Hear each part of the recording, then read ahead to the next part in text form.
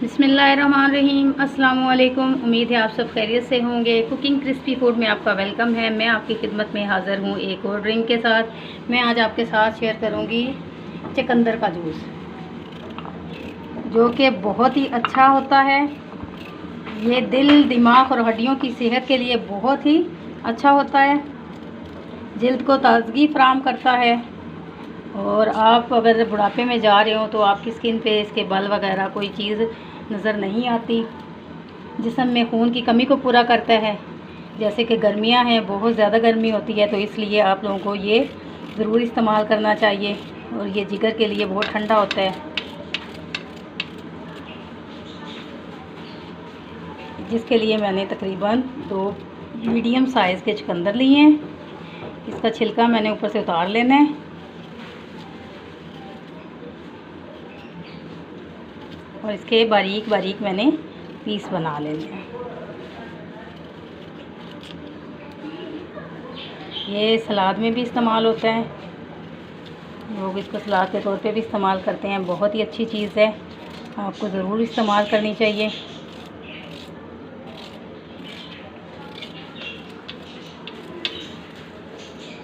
इसके साथ साथ मैं इसमें 2 टेबलस्पून लेमन जूस के इस्तेमाल करूँगी। नमक हस्बे ज़ायका।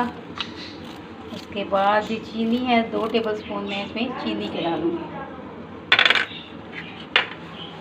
इसको मैंने ग्राइंडर में डालना है। साथ ही नमक थोड़ा सा ऐड करूँगी।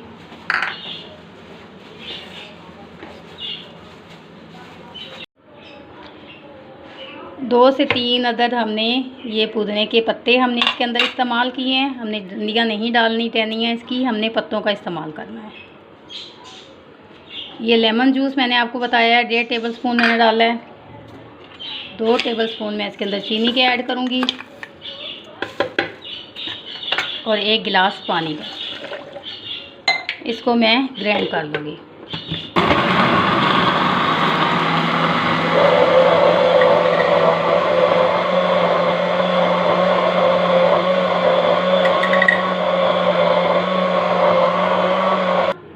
ये हमारा जूस जो है वो तैयार है। अब इसको मैं छान लूँगी और इसका पल्प अलग कर लूँगी।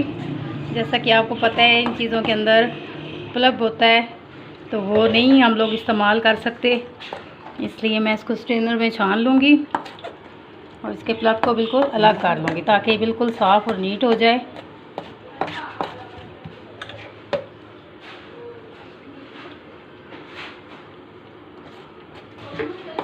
ये आप देख सकते हैं। इसको अच्छे से दबा कर मैंने अलग कर लेना है।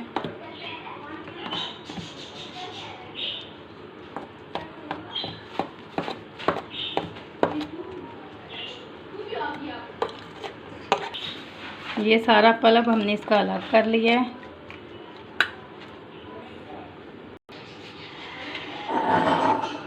ये आप देख सकते हैं, माशाल्लाह बहुत ही रेड रेड जैसा ये है। ऐसे ही इंसान के अंदर खून पैदा करता है ये ज़रूर इस्तेमाल करना चाहिए।